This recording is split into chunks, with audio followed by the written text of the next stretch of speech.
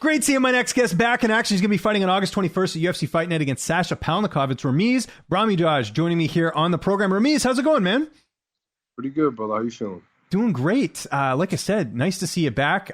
We haven't seen you since the Max Griffin fight. Was this by design, or were you trying to get in there a little bit sooner? Wanted to get in there a little bit sooner, but I understood the reasoning of the UFC. They were booking up pretty quickly, and then unfortunately it was conflicting during the month of Ramadan. I don't really like to fight too much. I like to focus on my spirituality, focus on my faith, everything like that, and really get into fasting, and really enjoy the month. So, of course, I would have loved to come back a little bit sooner, but just timing was conflicting. But like I said, I have no issues with it. Just ready to rock August 21st. Can you believe Bilal Muhammad actually fights during Ramadan? I think that's crazy. Like the fact that he's fasting all day and still training. I know you can do it, but man, that's got to be tough. I had a fight one time during the month of Ramadan, and it was definitely one of the hardest things. I still train during Ramadan, but it's definitely not easy to fight during that month, so preferably if I have the option, I would much rather just like to chill out a little bit and let my body recover and really, really enjoy the month itself and the meaning behind it. Yeah, and I know talking to a lot of people who, take in Ramadan, I don't know if that's how you say it, but they enjoy it because it really sort of resets the body. It makes you sort of focus on things that aren't, that are just, because you get distracted a lot. Social media, there's so many things pulling us in different directions. But I think with the fasting, the spirituality side of things, it really sort of resets things and puts things in focus. And I know people actually look forward to it that do partake in it. Do you find the same thing? 100%. Like I said, I definitely... As of lately, I don't know if it's because I'm getting older but I've definitely been catching myself a lot throughout the week. I'll probably take a whole day or 2 days and I'll just fast from food, from water, from everything, even electronics.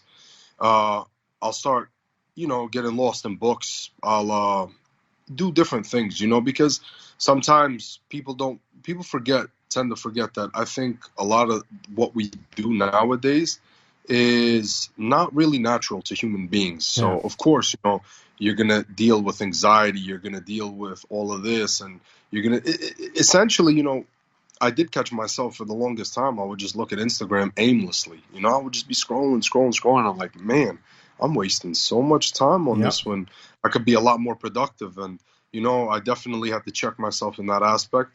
And ever since I did that, I've been finding a lot more time to improve on a lot of things. For instance, I've been reading a lot more. I've been focusing a lot more on going outside, being outdoors. I picked up paddleboarding, by the way. Oh, nice. I've been doing it for the past 5 years, but this summer's definitely I've been on the lake like every weekend, every Sunday for the most part. Go stand up paddleboarding, man. I love it. Yeah, there's a lot of paddleboarding here where I live because we have a beach like maybe, 10 minutes from where I live. So it's I don't paddleboard myself. It's something I'll probably do in the future. I picked up golf this year. That's been my big hobby, like kind of getting out of, because I work from home, right? So it's easy for me to stay at home and be sort of caught up in social media and all that. But golfing has been my thing. Paddleboarding's been your thing. So that's cool. Is there a lot of good lakes out where you live? Man, there are, but the issue is that they're all artificial lakes over here in Texas, right? You're going to have a couple that are not artificial. So the thing is you have to be careful, right? Because you have a lot of trees and a lot of stubs that you could run into. So unfortunately, a lot of people that get injured on the lake every year, and unfortunately there is fatalities as well from people that are wake surfing, wakeboarding, and tubing. So they'll hit like tree stumps and stuff, and it's really unfortunate. And that's why I stick to paddleboarding. Yeah. Because for the most part, I got a paddle. I could just like maneuver my way around stuff. I can't see, but I could feel if there's anything near me. I'm not being a daredevil. Yeah, not like a Cerrone. Donald Cerrone does a lot of wakeboarding, but he's probably out somewhere where he doesn't have to deal with that anyways. Let's talk about your opponent here, Sasha Palatnikov, 6-3 record. What do you know about him? How do you feel like you match up against him here? I feel like it's a great matchup. Really looking forward to it. He's a scrappy dude, and I do well against scrappy people. I'm always in fights. I'm always in either quick and entertaining fights, or I'm always in dog fights. And of course, it's not the best way to be all the time. And just sometimes you get drawn into it. You get hit, and you're like, oh man, this is getting fun now. So you start to give it back. and you get engaged in a little war like my last fight. But like I said, I mean, my last fight was definitely a lot different than this one. So I really do look forward to this matchup and many matchups in the future as well. Like I said, he's a hard-nosed dude. He comes out to fight, and he brings the action. So what more could I ask for? I love that. I think it complements my style a lot because I'm definitely not one of those guys who likes to play it safe, right? So I like to get after it, and he likes to do the same thing too. So I expect fireworks personally for myself and for the fans as well. Training partners, who are you mainly getting to work with for this camp? Been working a lot with Jeff. He's my longtime training partner, man. This dude's phenomenal. He's been working a lot of orthodox for me. And same thing. I've in his past camps, I've worked with him. I've done southpaw, I've done orthodox. So he's just a phenomenal training partner to have. Alex Morono, Sada Wad. I've had Sada Wad a lot lately. Yeah, Sad's, I know, kind of a new member. I know he moved from California over there. It seems like he's been a great addition to the team. Him and Sasha kind of have the same build. So yeah, that's true.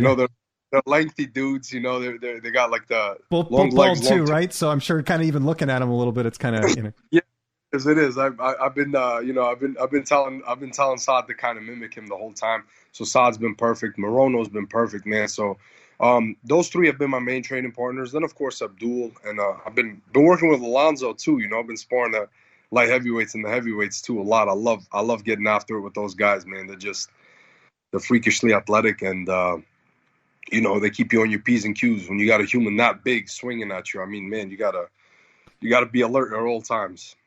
I know we got a bit of time before the fight. I imagine the weight cut's going well ahead of the matchup. Yeah, perfect, man. I'm always thankful that I never deal with weight issues, right? I always try to maintain a good, healthy weight, even though, of course it's hard sometimes, when you're outside of camp, and especially the layoff that I've had, that it's been, I want to say like 7 or 8 months, I believe. So it's been quite a lengthy layoff, and sometimes you get in your own head. You're like, man, I want to try this, I want to eat this, but thankfully, I've always been disciplined enough to understand that during my fight career, I can enjoy food, but reasonably, right? So my issue's never necessarily been where I just go on a constant binge of eating junk food. I mean, the week after my fight, 100%, I binge out on pizza, sushi, barbecue, you name it, right? But usually, for the most part, I try to stay in a good strength and conditioning regimen with Coach Mike Scacia at Extreme Studio Performance 3 days a week, and it actually helps me get ready for camps, and it's a lot of maintenance too. So I'm always in there in the room with training with these guys and going to strength and conditioning. So I try to stay as professional as possible. Coach Safe, I imagine, will be in your corner. Who else will be in the cage with you that night? Absolutely. So it's going to be Saad and Abdul. Oh, cool. And I know Lingo's going to be with me as well. So I think Jeff and Kennedy and Zichuku are going to be cornering Austin Lingo. So it's going to be good, to have the guys that I've been working the entire training camp with, all of us out there, so they give me the best looks. So they're going to do the same thing when we get to Vegas. I'm extremely excited about it. How do you see the fight playing out on August 21st? Of course, I'm going to pursue the finish always. Every time I get into the cage, I look to finish my opponent and put a statement, right? But if I have to do so decisively, I always say to myself, I'm like, listen, I'm ready to go 1 round, 2 rounds, 3 rounds, 4, 5 rounds, Even if they give us an extra sudden death, 6 rounds, I'm ready to go, right? That's what I prepare for at the gym, and that's what I'm mentally prepared for all the time. But I definitely do see myself finishing my opponent August 21st, or just dominating in a decision, right? So I'm just ready for anything. I feel cool, calm, collected, and that's no knock on my opponent. He's a tough guy, but I feel good. I feel ready, man. Just ready to rock. You want to get one more fight in this year? Would that be an ideal situation, assuming all goes well in this fight? 100%, man. Yeah, 100%. Those guys, they're fighting on the Abu Dhabi card, right? Yeah, I think so. Yeah, they're supposed to be going back to Fight Island, is what I heard. Yeah. If they didn't fill up the Abu Dhabi card, I would love to. I get this win August 21st. Of course, I'm aiming for the finish, so I get the finish, do so flawlessly, hopefully. But a finish is a finish to me. So I do that. I handle business August 21st. I would love to either fight October 30th in Abu Dhabi, or I would love to go back home to New York City, MSG. November 6th, yeah, Madison Square Garden. Scratch that off the list. get a fight in my native state, and afterwards, go back to the Bronx, celebrate, see my grandmother. I don't know how much more time I got with her, so I definitely need to get a win. I would love that. That would really cap the year off for me, 100%. 2 wins and 2 finishes. That would be tremendous for me, especially finishing it off in New York State. This was a tremendous interview, as it always is, Ramiz. Thanks so much for the time, man. Always enjoy catching up with you. It's August 21st, UFC Fight Night. Anyone you want to thank, any sponsors, any social media you want to plug, I'll give you the last word. Man, I just want to thank you first and foremost. This is an awesome interview that we did, and as always, it was awesome last time. Unfortunately, 2020 happened. It didn't. A lot of things happened. So for those who don't know, our interview never saw the light of day because I won't mention the outlet, but they forgot to post it. That won't happen this time. Obviously, if you're watching this, you know that's not the case. So it's good. I'm glad we got to connect. We got to redo this one. It was good. Man, I just really want to thank my teammates. I want to thank my family for always being there for me, Coach Safe. I want to thank the UFC. I want to thank Sean Shelby and Dana White, Mick Maynard, the whole UFC brass. I know it hasn't been easy, especially dealing with that injury that I had in my last fight, but everybody was exceptional about it. And, they definitely took care of me. And I'm just back in action, man. I'm ready to rock August 21st, get this win, and move my chips forward. Can't wait.